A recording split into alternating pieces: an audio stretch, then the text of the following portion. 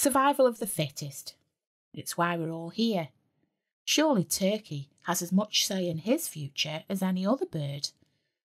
He thinks he has more. Hi, and welcome to day 8 of the Dark Christmas Tales Advent Calendar. This tale is called Turkey, written by Angela Blythe and read by the author. It's pretty hard to get a straight answer out of a bird, especially a turkey.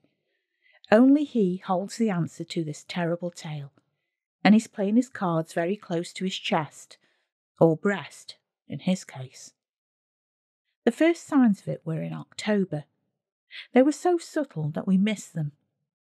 In November, we began to notice the beginnings of what would be a terrible few weeks, not only for birds, but for humans, the ecosystem, and the food chain. Birds were flocking in October, settling in fields, rooftops, and telephone lines. That's not unusual. A lot of them go off to warmer climes. The beginnings coincided with the time when vast flocks of birds fly south, so it went completely unnoticed by the general public. What was noticed by the scientists, and in particular avid bird watchers, was that many birds were dying.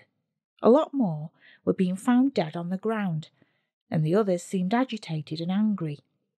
If they rose off to migrate, there was always one or two that got left behind, the weaker ones. Had this happened before? I don't know, but most of us took no notice.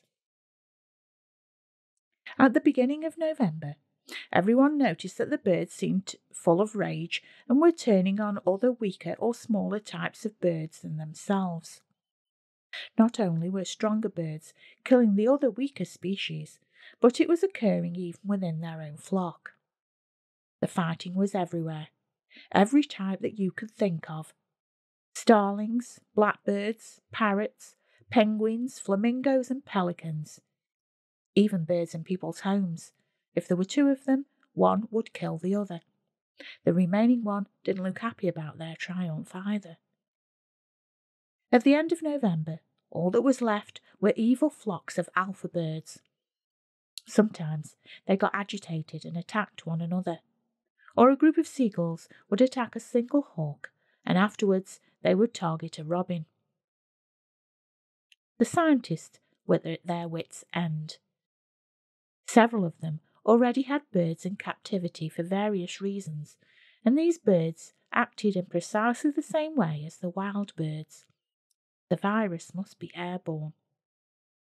We couldn't find out what had caused this rage in the world's population of birds.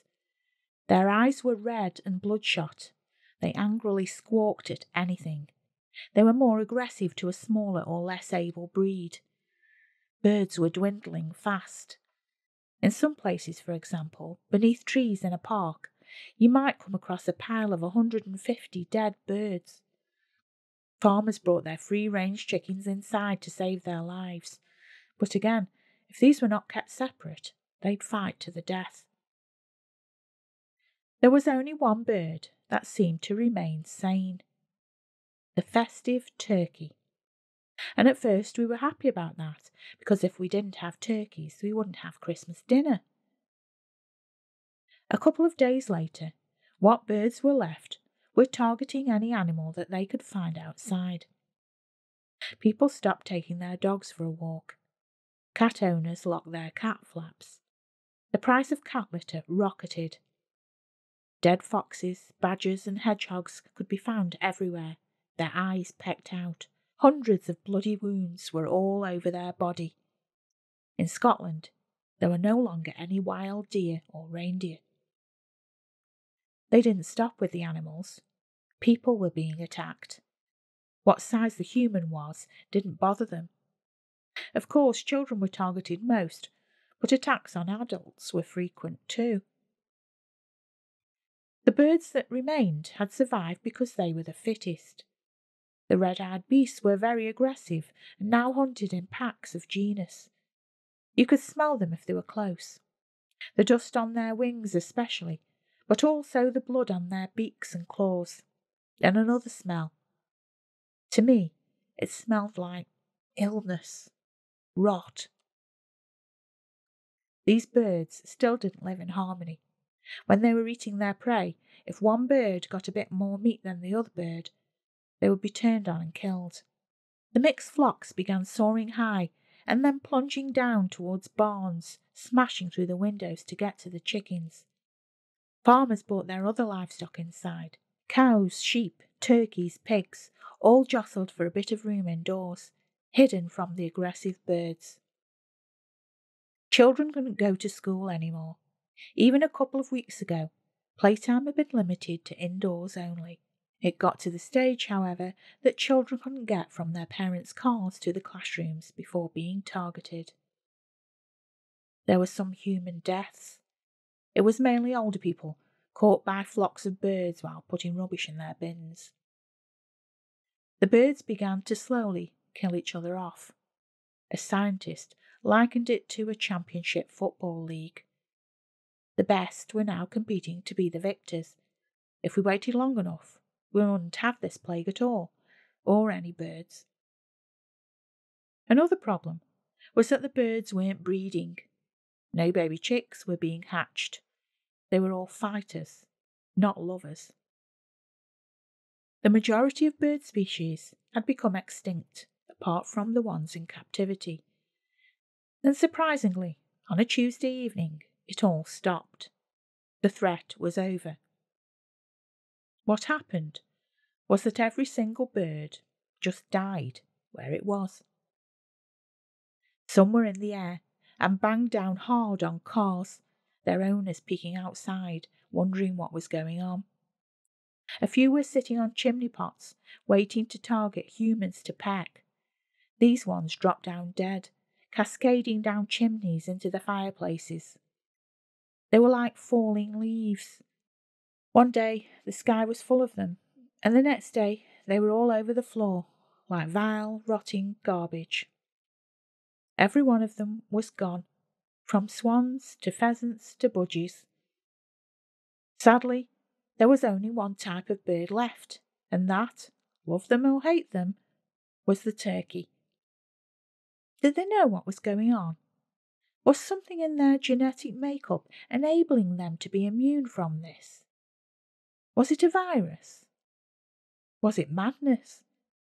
Was it the turkey's idea? Was it his design? Was he aware of how lucky he was? Because of what happened, of course, no one wanted to eat them that Christmas. He was the only creature that gave us the possibility of natural birds being part of our future, and even those were flightless ones. The scientists announced that they had every bird's DNA in their vaults, but this would still take a long time to get back to normal. All biologists and geneticists began to work around the clock. There were other problems to deal with too. Even in the winter, the insect population soared, as did the mouse population. Family cats could now be let out, and they had a field day. Mice, rats, voles and shrews were everywhere. We realised what the birds had been keeping back, and our vermin problem became uncontrollable. Pest control became a very lucrative business. It would be a long time before we could eat turkeys, if ever. It was safe to say that their feathered fat bodies and eggs were precious now. The scientists worked out that they could change the DNA at base level inside a turkey's egg. They began to hatch all the extinct birds, who mated and had chicks. The new generation didn't catch the virus, if that's what it was, because they now had the immunity of the turkey inside them. The scientists still faced some problems. Many birds would take a while to be seen again, if at all. For instance, if you want a baby ostrich to grow, you have to have an egg big enough to hold the enormous chick. Until larger birds' eggs could be harvested, the technicians couldn't make them. Still, the turkey reigned supreme. The following Christmas, I went to see some in a bird sanctuary. That was the only place you could see them now. What didn't live there lived in laboratories. Wherever they live now, They had fine lives. I felt, and I knew that I wasn't the only one, that somehow the turkey knew exactly what had gone on, and in some way it could have been his plan. That's the type of person I am. They were behind glass. They couldn't catch anything off us, as they were too precious. It was quite a treat to see one. None of us realised how much we would miss birds until they'd all gone.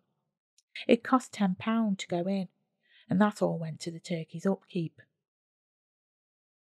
I happened to catch one of the turkey's eyes as it gobbled along. He stopped to stare at me. "That was all your fault, wasn't it?" I said to the turkey through the glass. About 300 turkeys stopped what they were doing and stood silently watching me. I swallowed hard and didn't go to see them again. I'm a vegetarian now. There was a significant interest in that after B-Day. I do wonder where we are in the food chain these days. I suspect that we've slipped a place in the last year. That was A Dark Christmas Tale, written and read by Angela Blythe. I hope you enjoyed it. If you want to find out more about further stories in this series or my other work, please go to www.angelablythe.com.